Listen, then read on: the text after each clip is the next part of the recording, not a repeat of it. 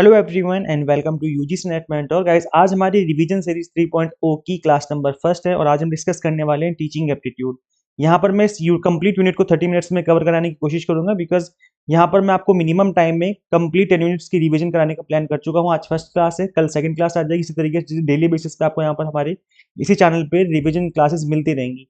मैं बता दूं यहाँ पर टीचिंग एप्टीट्यूड में हम कंप्लीट यूनिट फिनिश करेंगे इन द सेंस कि जो एवरग्रीन टॉपिक है जहां से most of the time question बनते हैं आपके एग्जाम में, हम उन सभी टॉपिक्स को आज की इस क्लास में कवर करने वाले हैं। तो अगर आप इन सभी क्लासेस को फॉलो करेंगे, इनफैक्ट कंप्लीट रिवीजन सी 3.0 को फॉलो करेंगे, तो इससे आपकी जो रिवीजन है वो मिनिमम टाइम में हो जाएगी, प्लस आप पेपर में डेफिनेटली बहुत अच्छा स्कोर कर पाएंगे बिकॉज यहाँ पर हम उन्हीं टॉपिक्स को कवर कर रहे हैं जो कि to the point exam targeted content आपको यहाँ पर मिलने वाला है। तो चलिए स्टार्ट करते हैं और डिस्कस करते हैं। This is about me. जैसे कि आप सभी को पता होगा, अभी तक आपने इस चैनल को सब्सक्राइब नहीं किया है, सो मेक श्योर आप इस चैनल को सब्सक्राइब कर लें ताकि आपको अपकमिंग वीडियोस के सभी नोटिफिकेशन मिलते रहें। आप हमें Telegram, Instagram, Facebook, in fact WhatsApp channel पे फॉलो कर सकते हैं। यहाँ पर मैं इन सभी जगह पर मैं आपको क्लासेस के लिंक शेयर करता रहता हूँ। कोई इंपॉर्टेंट पीडीएफ होती तो मैं वो भी शेयर कर देता हूँ, तो आप हमें यहाँ पर फॉलो कर सकते हैं। इन सभी के जो लिंक है description box and comment box में दिए हुए हैं। मैं आपको एक क्लास रिकमेंड करना चाहूंगा जिसमें हमने 100 मोस्ट रिपीटेड पीवाईक्यूज करे थे पेपर 1 के विद एक्सप्लेनेशन। तो यहाँ पर आप इस क्लास को देख सकते हो। इस क्लास को करने से आप पेपर 1 में अच्छा स्कोर कर पाएंगे बिकॉज यहाँ पर हमने उन्हीं टॉपिक्स के पीवाईक्यूज डिस्कस करे हैं जहां से बार बार रिपीटेड मोड में क्वेश्चन पूछे जाते हैं। तो चलिए स्टार्ट करते हैं, डिस्कस करते हैं। इससे पहले क्लास हम आगे कंटिन्यू करें, एक छोटा सा अनाउंसमेंट है आप सभी के लिए कि हमने paper 1 commerce, management and pol science के इन सभी के हमने स्पेशल 1 मंथ के कोर्सेज आपको अवेलेबल करवा दिए हैं जो कि सुपर फास्ट बैच है। इसमें हमने प्लान किया कि कंप्लीट कंटेंट ऑल 10 यूनिट्स का एक एक टॉपिक आपको हम कवर करवा देंगे with in time. Syllabus plus revision दोनों चीजें आपकी हो जाएंगी विद इन टाइम लिमिट। तो ये कैसे पॉसिबल हो पाएगा? ये पॉसिबल हो पाएगा जिस तरीके से कोर्स को डिजाइन किया गया है। कोर्स को डिजाइन इस तरीके से किया गया है कि हर एक टॉपिक को 30 मिनट के अंदर फिनिश किया जाएगा और कंप्लीट सिलेबस हम बस उतना ही पढ़ेंगे जितना एग्जाम के लिए इंपॉर्टेंट है। तो बस उतना ही अगर आप पढ़ेंगे तो आपका टाइम से सिलेबस भी फिनिश हो जाएगा, प्लस आप रिवीजन भी कर पाएंगे। यहाँ पर कंप्लीट कंटेंट आपको बायलिंगुअल मिल जाएगा, 100 mock test and PDF notes मिल जाएंगे जिसके थ्रू आप मल्टीपल टाइम रिवीजन और प्रैक्टिस कर पाएंगे। तो बस आपको एक काम करना है, सिंपली गूगल प्ले स्टोर से एग्जाम और ऐप इंस्टॉल कर लेनी है। अगर आप iOS यूजर है तो उसका लिंक हमने आपको अलग से इसी वीडियो के description box and comment box में अवेलेबल करवा दिए। तो चलिए कंटिन्यू करते हैं और डिस्कस करते हैं। तो गाइस देखिए, सबसे इंपॉर्टेंट जो रहता है टीचिंग एप्टीट्यूड में हमेशा से, वो ये 3 रहते हैं, that is levels of teaching, are memory, understanding and reflective. इससे रिलेटेड बार बार क्वेश्चन पूछे जा चुके हैं पहले भी, तो दोबारा से क्वेश्चन बन सकता है। सबसे पहला जो लेवल होता है वो होता है मेमोरी लेवल। यहाँ पे क्या होता है? The goal of this level is to help students memorise and retain information. याद करिए, जब आप छोटी सी क्लास में थे, मतलब 1st to 5th क्लास में थे, तब आप चीजों को कैसे याद करते थे, कैसे पढ़ते थे, कैसे समझते थे। अब आप बोलोगे सर हम उस टाइम समझते नहीं थे, हम बस लिख लिख करके बार बार चीजों को रिपीट कर करके लिखना सीखते थे और फिर याद करना सीखते थे। याद करो, जब छोटे बच्चे होते हैं तो हम उनको ABCD जो अल्फाबेट होते हैं बार बार लिखवाते हैं, मतलब रिपीटेड मोड में लिखवाते हैं, डेली बेसिस पे लिखवाते हैं 1-2 साल तक, तो उनको बहुत अच्छे से फिर उनको लिखना आ जाता है, ABCD कैसे लिखनी होती है। ऐसे ही जब हम पहाड़े याद करते हैं, टेबल याद करते हैं, 2 का पहाड़ा, 3 का पहाड़ा, 4 का पहाड़ा याद करो, बचपन में कितना मुश्किल लगता था हमें। तो हम चीजें कैसे करते थे? हम बार बार मेमोराइज करते थे। हम क्या करते थे? चीजों को याद करने की कोशिश करते थे ताकि हमें हमारे दिमाग में चीजें रह सके लंबे टाइम तक, है ना। तो क्या करते थे? हम रिपीट करते थे, repetition and drills and students can use flash card to review important information. तो यहाँ पर क्या होता था कि हम गेम तरीके से, हमें हमारे टीचर्स हमें गेम खिलवाते थे। याद करो, बच्चों बचपन में क्या होता है, प्ले स्कूल होता है ना, जिसमें तरह तरह की गेम खिलाए जाते हैं ताकि गेम के थ्रू बच्चे चीजें समझ सकें और चीजें लंबे टाइम तक याद रख सकें। तो रट्टा लगवाना, बच्चों को गेम खिलवाना, इस तरह की जो चीजें हैं वो बचपन में होती थी हमारे साथ। तो वो जो लेवल था वो था मेमोरी लेवल। और ये चीजें सिर्फ बचपन तक ही सीमित नहीं है। ऐसा नहीं कि बचपन में ही सीमित हो गया तो कुछ हो नहीं सकता इस लेवल का, ऐसा नहीं है। हम इनफैक्ट अभी इस लेवल पे, नेट के लेवल पे भी इन चीजों को हम कहीं ना कहीं आजमा सकते हैं अपने लाइफ में। याद करो, आपने ग्रेजुएशन, पोस्ट ग्रेजुएशन में किसी ना किसी टॉपिक पे तो पक्का रट्टा मारा होगा। जो चीजें समझ में नहीं आती, फिर अब तो देखो 99% से ज्यादा ही चीजें आप समझ लेते हो, कोई दिक्कत नहीं आती होगी समझने में। लेकिन फिर भी कुछ चीजें ऐसी होती हैं जो हम फर्स्ट टाइम देख रहे हैं, फर्स्ट टाइम सीख रहे हैं, हमें टफ लगती हैं, तो हम उसका रट्टे मारने की कोशिश करते हैं कि चलो एक काम करते हैं, इसका रट्टा मार लेते हैं और कुछ इस तरीके से मतलब बार बार रिव्यू कर लेते हैं ताकि हमें चीजें याद रहें। तो अभी भी वो थोड़ा बहुत होता है हमारे अंदर, लेकिन अब उस लेवल का नहीं जिस लेवल का बचपन में हुआ करता था। नेक्स्ट आपका अंडरस्टैंडिंग लेवल। अच्छा, हिंदी में अगर हम बात करें तो इसको स्मृति लेवल कहते हैं। जो हिंदी मीडियम वाले कैंडिडेट्स हैं, घबराए नहीं, आपके लिए भी कंटेंट है नीचे। स्मृति स्तर, समझ का स्तर और चिंतनशील स्तर, तो ये 3 लेवल होते हैं।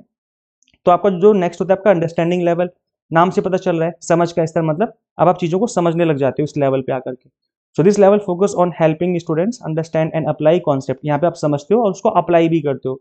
तो यहाँ पर क्या होता है, जनरली आप अपने दिमाग का इस्तेमाल करना स्टार्ट कर देते हो, जो आपकी जो थिंकिंग है वो डेवलप करने की कोशिश यहाँ पे होती है, और आप यहाँ पर अपनी जो थिंकिंग है उसका इस्तेमाल करते हुए चीज़ों को समझना स्टार्ट कर देते हो। जैसे मैं इसका हमेशा एग्जांपल देता हूँ कि अगर मार्केट में प्राइस कम हो गया है तो वहाँ पे डिमांड बढ़ जाती है। सपोज करो एक जीन्स जो कि आप अभी 1000 रुपये में खरीद के लाए हो, वही सेम लेवल की सेम क्वालिटी की जीन्स अगर 100 रुपये में मिलने लग जाए, तो क्या ऑब्वियस सी बात है, आप मार्केट जाओगे भागे भागे कि चलो एक काम करता हूँ, 4-5 जीन्स लेके रख लेता हूँ, ये बहुत कम प्राइस है। तो यहाँ पे क्या है कि जो आपको चीजें समझाई गई थी कि बेटा प्राइस कम होने पे डिमांड बढ़ जाती है, अब आप उस चीज को अप्लाई करोगे अपने ऊपर कि हाँ प्राइस कम हो गया है, चलो मैं भी भागे भागे जाता हूँ और उसको खरीद लेता हूँ। तो यहाँ पर क्या करते हो, आप चीजों को जो आपको समझाया जाता है, जो पढ़ाया जाता है, उसको आप अप्लाई करना स्टार्ट कर चुके होते हो। रिफ्लेक्टिव लेवल में क्या होता है कि आप यहाँ पर चीजें अब आपके अंदर से रिफ्लेक्ट हो रही है, मतलब आप जो है चीजें आगे क्रिएट करने की कोशिश कर रहे हो। Also known as the introspective level, this level helps students develop critical thinking and problem solving skills. अब यहाँ जब प्रॉब्लम सॉल्विंग स्किल्स की बात आती है, इसका मतलब होता है कि किसी चीज पे रिसर्च करना या नई चीजें क्रिएट कर देना।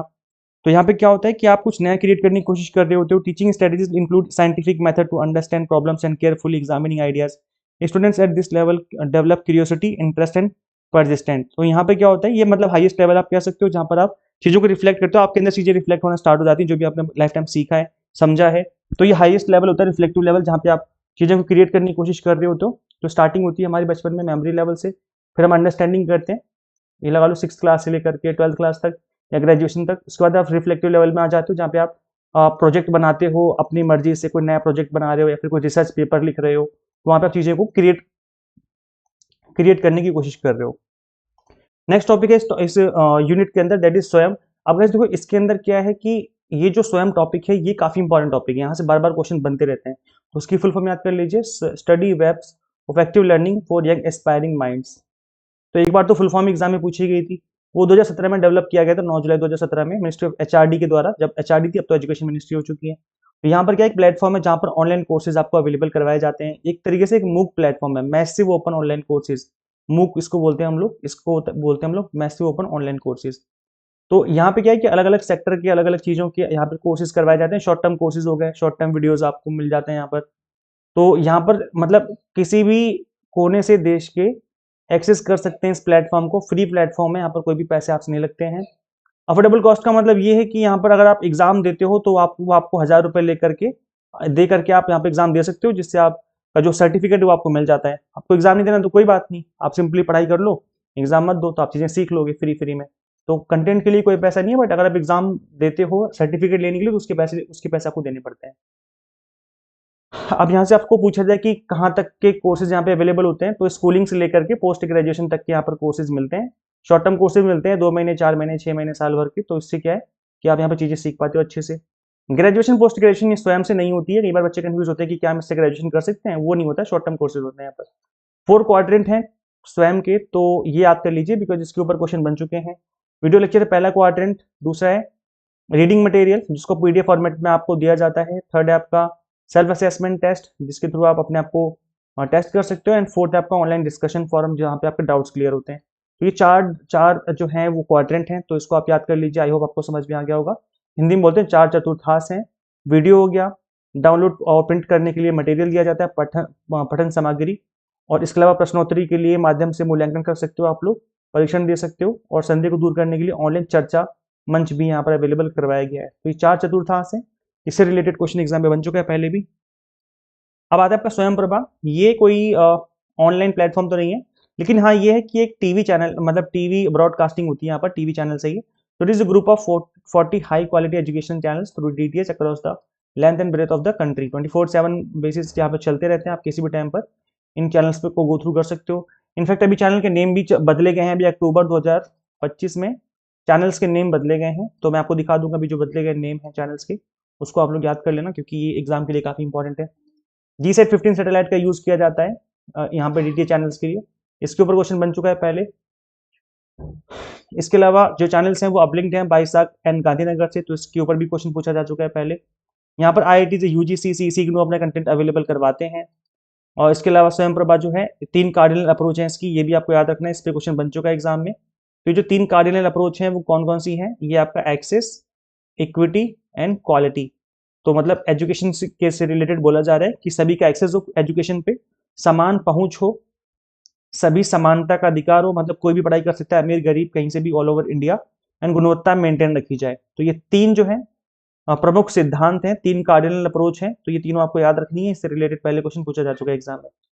अच्छा, स्वयं प्रभा के जो नए चैनल्स हैं 40 चैनल्स, इसके ऊपर मैं ऑलरेडी क्लास ले चुका हूं, तो आप इस क्लास को जरूर देखिए। मैं इस क्लास का link description box, comment box में दे दूंगा। तो गाइज इसको कुछ न्यू चैनल्स नेम रख दिए हैं अब स्वयं प्रभा के जो नए चैनल्स हैं तो उनके नेम बदले जा चुके हैं, तो उनको आप गो थ्रू कर लेना, बिकॉज एग्जाम के लिए काफी इंपॉर्टेंट है। तो मैं इसका लिंक दे दूंगा description box and comment box में। अब हम बात कर लेते हैं इवेल्युएशन की, बिकॉज यहाँ से बार बार क्वेश्चन बनते रहते हैं और रिपीटेड मोड में, अगर आप देखेंगे प्रीवियस ईयर्स में भी क्वेश्चन पूछे गए हैं। तो जो सबसे ज्यादा पूछा जाने वाला इवेल्युएशन है आपका, वो ये दो है, फॉर्मेटिव इवेल्युएशन और समेटिव इवेल्युएशन। ज्यादातर यहीं से क्वेश्चन बनते हैं, बट इसका मतलब ये नहीं कि बाकी नहीं आ सकते, बाकी भी आपके एग्जाम में पूछे जा सकते हैं। तो पहले आपका formative evaluation, so a series of assessment that teachers perform throughout the learning process. याद रखिए, जो ड्यूरिंग द लर्निंग होता है वो फॉर्मेटिव इवेल्युएशन होता है। जैसे सपोज करो आप क्लास में पढ़ा रहे हो बच्चों को, तो बच्चों को अगर कितना समझ में आ रहा है ये पता लगाने के लिए आपने किसी एक बच्चे को खड़ा कर दिया कि बेटा खड़े होकर बताओ कि आपको कितना समझ में आ रहा है, आप एक्सप्लेन करो इस चीज को, इसे कहा जाएगा फॉर्मेटिव इवेल्युएशन। आपने पूरी क्लास ले ली, क्लास लेने के बाद आपने कुछ 5 क्वेश्चन करवा दिए एज ए क्विज फॉर्म में, और जिससे आपने स्टूडेंट से आंसर मांगा उसी क्लास को पढ़ा करके, मतलब उसी कंटेंट के ऊपर, तो इसे भी कहा जाएगा फॉर्मेटिव इवेल्युएशन। मतलब कि यहाँ पर आप पढ़ाते पढ़ाते ड्यूरिंग द लर्निंग आप चीजों को चेक कर रहे हो, उसको ठीक करने की कोशिश कर रहे हो, करेक्टिव मेजर्स लेने की कोशिश कर रहे हो, तो इस तरह की जो चीजें होंगी वो फॉर्मेटिव इवेल्युएशन होंगी। आई होप आपको समझ में आ गया। A series of assessment that teachers perform throughout the learning process, है ना, to understand what students have learn and what they still need to learn. Example क्या है, ऑब्जर्वेशन, आप स्टूडेंट्स को ऑब्जर्व करिए क्लास में, होमवर्क दीजिए उनको, क्वेश्चन एंड आंसर सेशन रखिए क्लास में, ताकि आप समझ सके कि बच्चे कितना समझ पा रहे हैं। तो ड्यूरिंग द क्लास जो कोई चीज टीचर आपसे पूछते हैं, कुछ सवाल जवाब करते हैं, होमवर्क देते हैं या क्लास वर्क देते हैं, वो सब फॉर्मेटिव इवेल्युएशन का ही पार्ट बन जाता है। आई होप आपको समझ में आ गया। नेक्स्ट आपका समेटिव इवेल्युएशन, तो an assessment that measures the outcome of a course और educational session at the conclusion, at its conclusion. मतलब लास्ट जो फाइनल एग्जाम आपके होते हैं उसको कहा जाता है समेटिव इवेल्युएशन। याद करिए जो आपके ग्रेजुएशन के फाइनल एग्जाम हुआ करते थे, या पीजी के जो फाइनल एग्जाम थे, या आप याद करिए जो आपका 10th क्लास के जो आपके बोर्ड एग्जाम हुआ करते थे, वो आपके समेटिव इवेल्युएशन होते हैं। मतलब आपको पूरे साल पढ़ाया गया, फिर फाइनल एग्जाम आपसे लिया जाएगा, आपको चेक किया जाएगा कि आपका जो लर्निंग आउटकम है वो कैसा रहा, आप मतलब कितना समझ पाए। तो कंप्लीट लर्निंग आउटकम समझने के लिए हमें समेटिव इवेल्युएशन लेना पड़ता है। समझ में आ गया। नेक्स्ट है आपका आउटकम इवेल्युएशन। हम गाइस ये जो आउटकम इवेल्युएशन ये कुछ आपका समेटिव इवेल्युएशन से मिलता जुलता ही है। अब इसमें क्या है कि हम अपने आउटकम पे फोकस करेंगे कि जो बच्चे हैं, मतलब जो हमारे कैंडिडेट्स हैं, वो कितना उनका आउटकम निकल के आ रहा है। जैसे एग्जांपल के लिए जब किसी ने जिम ज्वाइन करी तो उसका जो वजन था वो 50 केजी था, और एक हफ्ते बाद हम चेक कर रहे हैं कि उनका वजन कितना हो चुका है, फिर 1 महीने बाद या 6 महीने बाद जितना भी टारगेट है हम चेक करेंगे उनका वजन कितना हो गया। तो यहाँ पे हम आउटकम की बात कर रहे हैं कि एग्जैक्ट कितना आउटकम की रिक्वायरमेंट है, हमें कितना आउटकम चाहिए, तो हमें आउटकम इवेल्युएशन करना पड़ता है ना। तो हमें यहाँ पर इंप्रूव करना पड़ता है थ्रू आउट द लर्निंग की भाई, या जो भी जो ट्रेनिंग चल रही है उसमें हमें इंप्रूवमेंट की जरूरत होती है, क्योंकि हमें आउटकम उस लेवल का पहुंचाना होता है। जैसे स्कूल, जैसे जिम में, जैसे मैंने बताया कि हेल्थ स्टैटिस्टिक चेक करते हैं हम लोग बिफोर एंड आफ्टर ज्वाइनिंग, कि भाई कितना इंप्रूवमेंट है इनकी हेल्थ में। अनदर एग्जाम्पल हो सकता है test students at the end of the school year to assess teacher effectiveness. तो हमने क्या किया, टेस्ट रख दिया ताकि एक दूसरे का फीडबैक ले लिया, जैसे बच्चे से फीडबैक ले लिया टीचर का फीडबैक ले लिया बच्चों से। तो ये आउटकम इवेल्युएशन होगा, जिससे पता चलेगा कि कौन कितना इंप्रूवमेंट कर रहा है, कौन कितना दिखा रहा है ना। ये भी समेटिव इवेल्युएशन से मिलता जुलता ही है, लगभग लगभग वैसा ही है। प्रोसेस इवेल्युएशन में क्या है, like an assessment that measure the effectiveness of a programs procedure. Process evaluation can help identify inefficiencies and improve programs. अब आपको समझ में आ गया होगा प्रोसेस इवेल्युएशन जो है वो आपका फॉर्मेटिव इवेल्युएशन से मिलता जुलता है, क्योंकि यहाँ पर नाम से पता चल रहा है कि प्रोसेस में ही चल रहा है। कुछ चीज अगर प्रोसेस में है तो हमें प्रोसेस इवेल्युएशन करना पड़ता है, हमें आइडेंटिफाई करना पड़ेगा कि किस तरह की दिक्कत है, किस तरह की इनएफिशिएंसीज हैं, ताकि हम चीजों को इंप्रूव कर सकें। तो ये भी आपका फॉर्मेटिव इवेल्युएशन से मिलता जुलता है, लगभग लगभग वैसा ही है। नेक्स्ट आपका impact evaluation, an assessment that provides information about the changes or impact produced by an intervention or examines whether a program achieves its long term goals and outcomes। Guys यहाँ पर हम एक इम्पैक्ट की बात कर रहे हैं, मतलब एक एक जो दूसरा फैक्टर हमने इंट्रोड्यूस किया है किसी प्रोसेस में, उसकी वजह से कितना इंप्रूवमेंट हुआ है उसको चेक किया जाता है इम्पैक्ट इवेल्युएशन के थ्रू। जैसे फॉर एग्जांपल, मैं एक एग्जांपल लेके बताता हूँ आपको। अगर आप आईपीएल देखते हो तो आप अच्छे से समझ पाएंगे कि वहां पर अगर 11 खिलाड़ी खेल रहे हैं ऑलरेडी, तो यहाँ पर एक इम्पैक्ट प्लेयर रखा जाता है एक्स्ट्रा। मतलब ये हो गया कि एक एक्स्ट्रा फैक्टर हमारे पास है जो कि हमारे टोटल स्कोर को इंप्रूव कर सकता है, चाहे वो बैट्समैन हो चाहे वो बॉलर हो, हम देख करके उसको उतारेंगे, इस 11 प्लेयर में एक को हटा दिया जाएगा और एक को मतलब माइनस कर दिया जाएगा इसमें से और एक को प्लस कर दिया जाएगा। ये इससे क्या पड़ेगा, एक इम्पैक्ट पड़ेगा, हमें एक और बैटर की जो है वो नीड यहाँ पर थी और हमने उसको इंट्रोड्यूस कर दिया जिससे हमारा स्कोर बढ़ गया। तो ये क्या हुआ, इम्पैक्ट इवेल्युएशन हो गया, मतलब हमारा यहाँ जो स्कोर था वो इम्पैक्ट की वजह से बढ़ गया, तो ये इम्पैक्ट इवेल्युएशन कहलाएगा। चलो एक एग्जाम्पल और दे देता हूँ मैं आपको। यहाँ पर 10 रनर हैं जो रनिंग करते हैं सुबह सुबह, सबके सब नंगे पैर दौड़ते हैं, ठीक है, सबके सब नंगे पैर दौड़ते हैं और 10 मिनट में जो रनिंग है वो कंप्लीट कर लेते हैं। अब हमने क्या किया, जूते पहना दिए सभी को, हमने क्या किया, जूते पहना दिए सभी को। अब जो इनकी रनिंग है वो 8 मिनट में कंप्लीट हो गई, तो ये आपने क्या देखा कि 2 मिनट कम लगे इनको, तो जो 2 मिनट कम लगे ना वो इस इम्पैक्ट की वजह से लगे क्योंकि हमने उनको जूते पहना दिए। तो बस इतना सा समझ लीजिए कि हमने एक एक एक्स्ट्रा फैक्टर हमने जब ऐड कर दिया, कुछ चीज कुछ बदलाव कर दिया जिसकी वजह से जो रिजल्ट है वो बदल गया। तो ये जो हमने इवेल्युएशन किया, चेक किया कि 10 से 8 कैसे हो गया, तो हमने देखा हमने जूते पहनाए थे इस वजह से 10 से 8 मिनट का टाइम हो गया, इसलिए इसको इम्पैक्ट इवेल्युएशन कहा जाएगा। समझ में आ गया, चीजें क्लियर हो गई, तो ईजी है। हमने एक एक्स्ट्रा कोई फैक्टर लगा दिया जिसकी वजह से इवेल्युएशन चेंज हो गया, है ना, मतलब आउटकम चेंज हो गया। डायग्नोस्टिक इवेल्युएशन क्या होता है, that has an assessment that helps identify students learning difficulties, for example informal discussion and सर्वे। तो ये भी आपका फॉर्मेटिव इवेल्युएशन से मिलता जुलता ही है। इसमें क्या है कि हम ये चीजें समझ रहे हैं कि बच्चा क्यों नहीं समझ पा रहा है चीजों को, इनफॉर्मल डिस्कशन कर लेंगे कि भाई अगर मैं क्लास में पढ़ा रहा हूँ, मैंने कंप्लीट इंग्लिश लैंग्वेज में पढ़ाया, तो यहाँ पर 20 बच्चे हैं क्लास में, 18 को समझ में आ गया, 2 को समझ में नहीं आया, तो मुझे जानना पड़ेगा कि भाई उनको दो समझ में क्यों नहीं आ रहा है। तो इसका मतलब डायग्नोस्टिक इवेल्युएशन में कर रहा हूँ। मैंने उनसे बात करी, इनफॉर्मल डिस्कशन किया क्लास के बाहर, बोला कि बेटा आपको समझ में क्यों नहीं आता, उन्होंने बोला कि सर आप कंप्लीट इंग्लिश में बात करते हो इसलिए हमें समझ में नहीं आता। तो इसलिए मैंने फिर अगली क्लास से ध्यान दिया कि भाई मुझे हिंदी में भी बोलना चाहिए। तो इस तरह की जो चीज़ें अगर मैं कर रहा हूँ तो उसको फिर डायग्नोस्टिक इवेल्युएशन कहा जाएगा। क्लियर होगी चीज़ें, ये तो ईजी था, आई होप आपको सबको समझ में आ गया होगा। नेक्स्ट नेक्स्ट आपका ब्लूम्स टैक्सोनॉमी, बिकॉज ये यहाँ से क्वेश्चन बार बार एग्जाम में पूछे जाते हैं और इसके ऊपर मैं क्लास ऑलरेडी ले चुका हूँ, अगर आपने देखा होगा अभी कुछ दिन, आई थिंक हफ्ते भर पहले मैंने क्लास ली हुई है। देखो गाइस, ब्लूम टैक्सोनॉमी के अंदर ये कुछ लेवल्स हैं जो कि आपको समझ लेनी चाहिए, लेकिन ब्लूम्स टैक्सोनॉमी के अंदर 3 चीजें होती हैं। देखो गाइस, मैं इनकी बात कर रहा था कि जो कि आपके एग्जाम के लिए इंपॉर्टेंट भी है। तो बेंजामिन ब्लूम ने बनाया था इस वर्गीकरण, इस टैक्सोनॉमी को 1956 में, यूनिवर्सिटी ऑफ शिकागो की प्रोफेसर थे ये। तो 3 चीजें होती हैं लर्निंग आउटकम्स को, हम तीन चीजों में, 3 डोमेन्स में डिवाइड करते हैं। कॉग्निटिव डोमेन, जिसको कि ब्लूम्स ने बताया था, वर्गीकरण किया था। Affective domain and psychomotor. तो साइकोमोटर भी इंपॉर्टेंट है, अफेक्टिव डोमेन भी आपके एग्जाम के लिए इंपॉर्टेंट है, बिकॉज इसके ऊपर पहले क्वेश्चन बन चुके हैं। बट इन दोनों से ज्यादा इंपॉर्टेंट है कॉग्निटिव डोमेन, जिसको मैं अभी एक्सप्लेन करूंगा क्योंकि ये एग्जाम के लिए काफी ज्यादा इंपॉर्टेंट है और आपके एग्जाम में इससे रिलेटेड पहले भी क्वेश्चन कई बार मल्टीपल टाइम पूछे जा चुके हैं।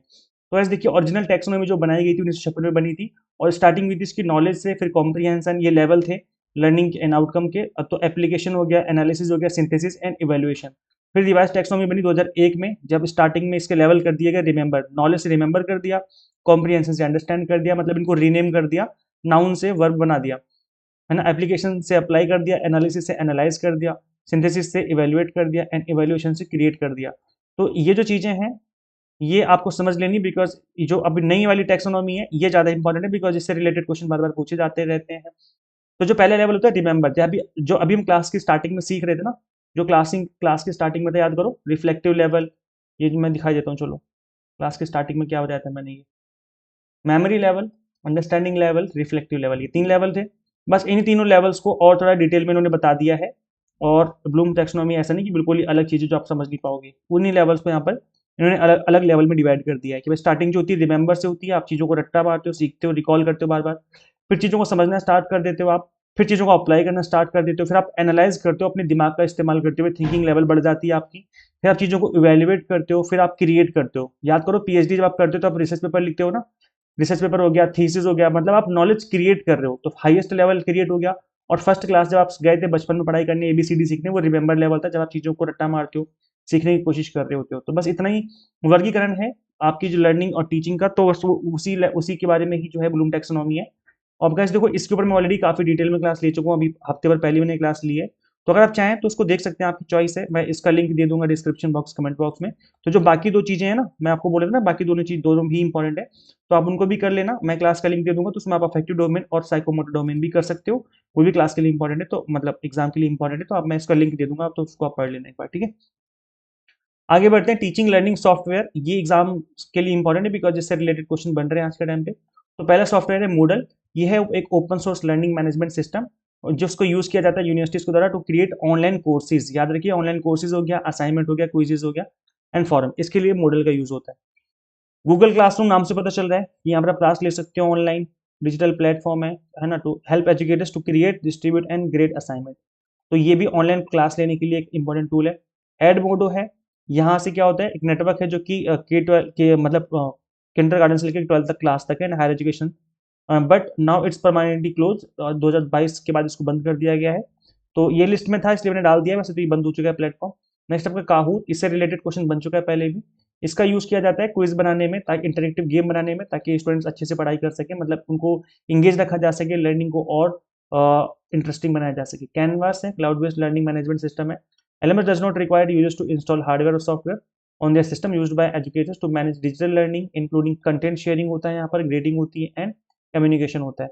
तो ये भी एक ऑनलाइन प्लेटफॉर्म है जो कि कंटेंट को डिलीवर करने में हेल्प करता है। जूम एक ऐसा प्लेटफॉर्म, एक ऐसा सॉफ्टवेयर आप कह सकते हो जहाँ पे हम ऑनलाइन क्लास ले सकते हैं, वर्चुअल क्लासरूम टूल है ये।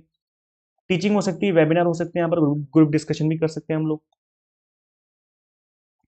नेक्स्ट टूल आपका माइक्रोसॉफ्ट टीम फॉर एजुकेशन। यहाँ पे वीडियो कॉन्फ्रेंसिंग हो सकती है, मतलब ऑनलाइन क्लास ले सकते हो आप लोग, फाइल शेयरिंग हो सकती है, integration with Microsoft office tools के साथ। जो क्लासेस हैं वो ऑनलाइन प्लेटफॉर्म जैसे गूगल के लिए है, वैसे ही माइक्रोसॉफ्ट का भी है, ऑनलाइन क्लास ले सकते हैं। नियर बोर्ड है, teachers can create interactive lessons that include quiz, polls and videos. Students can engage in real time, तो यहाँ पर रियल टाइम में हम क्लास ले सकते हैं, जैसे गूगल मीट पे क्लासेस लेते हैं, तो ऐसी क्लासेस यहाँ भी हो सकती है।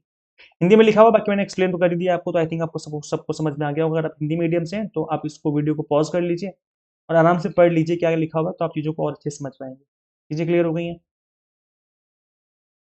अब गाइस मैं दो चार आपको पीवाईक्यूज करवा देता हूँ, जिससे आपको आइडिया लग जाएगा कि किस तरह के क्वेश्चन बनते हैं टीचिंग एप्टीट्यूड से। ये क्वेश्चन आपके जून 2023 में एग्जाम में पूछा गया क्वेश्चन है, एग्जाम में आया हुआ क्वेश्चन है, पीवाईक्यू क्वेश्चन है ये। Which level of Bloom's taxonomy involves interpreting, exemplifying, summarising and inferring meaning from written, oral and graphic material. अब गाइस देखो, अगर आपने लेवल समझ लिए जो कि मैंने आपको समझाए थे कॉग्निटिव डोमेन की, तो यहाँ पे बोला जा रहा है, उसी से रिलेटेड क्वेश्चन है ये। ब्लूम के वर्गीकरण के किस स्तर में, मतलब पूछा जा रहा है कि कौन से लेवल पे ऐसा होता है कि जब हम लिखित, मौखिक या ग्राफिक सामग्री से व्याख्यान करना, उदाहरण देना, सारांशित करना और अर्थ निकालना शामिल है। तो ये उस लेवल के बारे में बताना है जिस लेवल से चीजें बिलोंग कर रही हैं।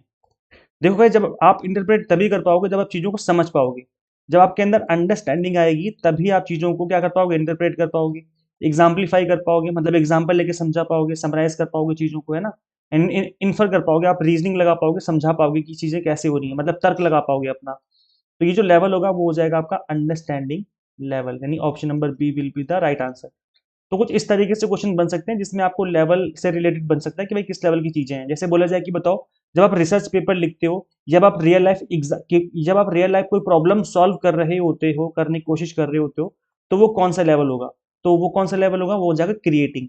मतलब यहाँ पर जब आप कुछ नया क्रिएट कर रहे हो, रिसर्च पेपर लिख रहे हो, थीसिस लिख रहे हो, कुछ नया क्रिएट करने की कोशिश की जा रही है, कोई बुक पब्लिश कर रहे हो, लिख करके अपना कंटेंट लिख रहे हो, तो वो क्रिएटिंग वाले जोन में आ जाएगा, है ना। ऐसे ही बोला जाए अप्लाई करना, आपसे ही बोला जाए कि बताओ, जब आप ड्राइविंग लाइसेंस बनाने जाते हो, तो वहां पर जब आप ड्राइविंग टेस्ट आपसे लिया जाता है, तो वो किस तरह के लेवल में आएगा, तो आएगा आपके अप्लाइंग लेवल पे, कि जो आपने सीखा है उसको आप अप्लाई कर रहे हो वहां पर और अपना टेस्ट दे रहे हो। तो इस तरह से एग्जाम्पल लेकर के आपसे चीजें पूछी जा सकती हैं। आई होप आपको समझ में आ गया है। तो ये चीज आपको समझ लेनी है, बिकॉज ये एग्जाम के लिए काफी इंपॉर्टेंट है।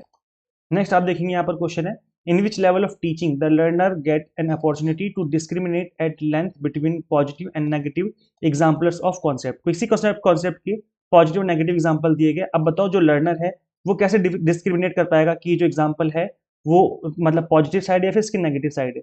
तो किस तरीके से आपको पता चलेगा, कौन से लेवल पे पता चलता है, क्या बच्चों को बता सकते हो आप, आज जब आप फर्स्ट क्लास में थे या फिफ्थ क्लास तक थे, और आपको कोई एग्जांपल दिया गया नेगेटिव या पॉजिटिव किसी एस्पेक्ट को लेकर के, तो क्या आप डिफरेंशिएट कर पाओगे, क्या आप डिस्क्रिमिनेट कर पाओगे, नहीं कर पाओगे। तो मेमोरी लेवल पे तो नहीं हो सकता, है ना, autonomous development and reflective level भी नहीं होगा, अंडरस्टैंडिंग लेवल पे चीजें होती हैं जब आप चीजों को समझना सीख चुके हो, अब आपको चीजें समझ में आती हैं और तब आप आराम से डिस्क्रिमिनेट कर पाओगे। तो इस क्वेश्चन का आंसर भी आपका क्या हो जाएगा, अंडरस्टैंडिंग लेवल हो जाएगा।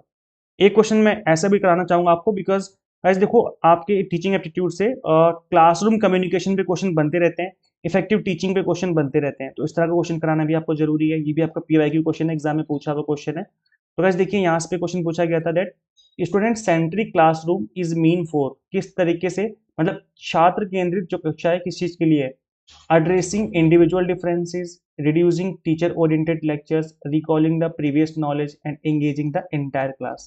तो गाइज आप समझिए इस क्वेश्चन को और आप आंसर करने की कोशिश करिए कि यहाँ पर जो बोला गया है इसका राइट आंसर क्या होगा। स्टूडेंट सेंट्रिक क्लासरूम की बात की जा रही है। देखिए गाइस, जब आप क्लास में टीचिंग करेंगे ना, कल को जब आप क्लास में टीचिंग करेंगे तो इस बात का ध्यान रखना कि जब जो बच्चे फ्रंट में बैठे हैं, जो बच्चे लास्ट में बैठे हैं, जो बच्चे बीच में बैठे हैं, क्या उनमें कोई इंडिविजुअल डिफरेंस तो नहीं है। लाइक जैसे कि मैंने बताया कि अगर 20 बच्चों की क्लास है, इसमें 18 बच्चे तो इंग्लिश बहुत अच्छे से समझ पा रहे हैं और 2 बच्चों को अच्छे से इंग्लिश में समझ में नहीं आता है, तो हमें उन 2 बच्चों का भी ख्याल रखना पड़ेगा। इंडिविजुअल डिफरेंसेस बोलते हैं इसी को, कि हमें ध्यान रखना है कि भाई उनका भी ध्यान रखना है। ऐसा नहीं कि मैं कंप्लीट क्लास इंग्लिश में ले लूँ और फिर उनको समझ भी नहीं आ रहा कि क्या चल रहा है क्लास में। तो इस तरीके से फिर नहीं होना चाहिए। मतलब मैं कंटेंट जो है दोनों लैंग्वेज में डिलीवर करूँ ताकि सभी स्टूडेंट्स को समझ में आए। तो इसलिए यहाँ पर इसका जो राइट आंसर है that will be addressing individual differences. हमें सभी स्टूडेंट्स पे ध्यान देना है, फोकस करना है कि किसी को कोई दिक्कत ना आए। कोई मतलब ऐसा तो बच्चा नहीं जिसको कम सुनाई देता है तो उसको हमें आगे बिठा लेना है, उस पर भी ध्यान देना है। ऐसा नहीं कि हम इतने धीरे धीरे बोल रहे हैं कि हमें आगे तो सबको सुनाई दे रहा है बट पीछे किसी को सुनाई ही नहीं दे रहा है। तो इस तरह की चीजें नहीं होनी चाहिए क्लासरूम में। तो इसका जो आंसर है that will be option number A, that is in addressing individual differences. I hope आपको समझ में आ गया है। अब वैसे देखो, मैं बता दूं कि मॉक टेस्ट हमने आपको अभी कुछ दिन पहले अवेलेबल करवाया था। एक मॉक टेस्ट जो था कंप्लीटली फ्री में था 50 क्वेश्चंस का। इसके अलावा कुछ इंडिविजुअल टेस्ट भी हैं। तो फ्री टेस्ट वाले लिंक पे इस पे क्लिक करके आप फ्री मॉक टेस्ट भी दे सकते हो हमारी ऐप के अंदर। तो जैसा कि मैं आपको दिख रहा होगा यहाँ पर, मैं आपको टीचिंग जॉब वैकेंसी रिलेटेड भी यहाँ पर अपडेट देता रहता हूँ हमारी ऐप के अंदर। तो आप इसको इंस्टॉल जरूर कर लीजिए अपने मोबाइल फोन में, भले आप कोर्स में इनरोल करें या ना करें।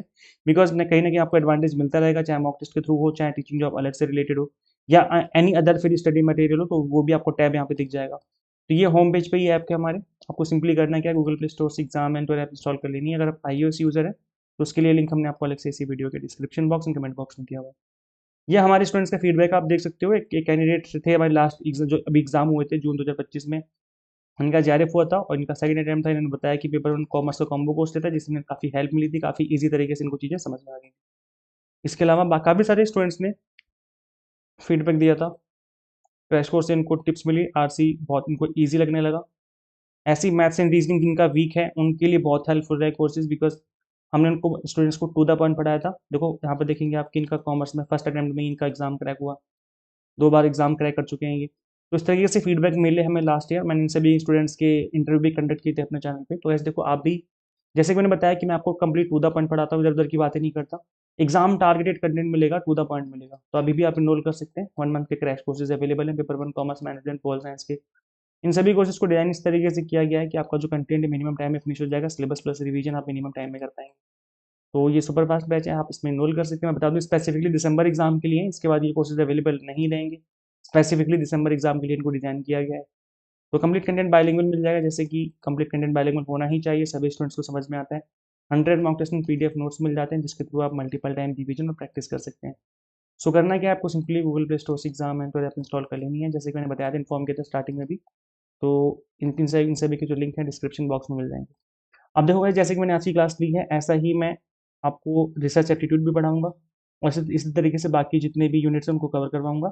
तो हम इन सभी क्लासेस में यही कर रहे हैं कि हम यहाँ पर जो कंटेंट है वो बस वही कवर कर रहे हैं जो कि to the point exam targeted है ना, इधर उधर की बातें नहीं कर रहे हैं। तो इसलिए बस आप सभी से एक ही रिक्वेस्ट है कि शेयर कीजिए इन वीडियोस को जितना हो सके। किसी ग्रुप में अगर आप ऐड हो, कोई फ्रेंड्स आपकी तैयारी कर रहे हैं यूजीसी नेट की, तो उनके साथ इस वीडियो को शेयर कर सकते हैं।